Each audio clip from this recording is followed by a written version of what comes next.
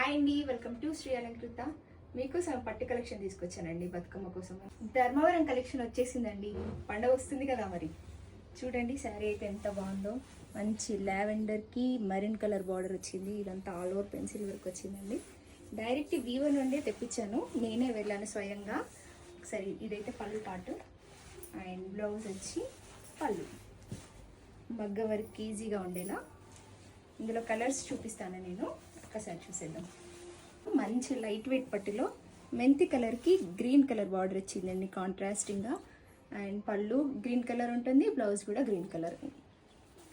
And మన next colour ట్రెండింగ్లో ఉన్న colour orange with green. And next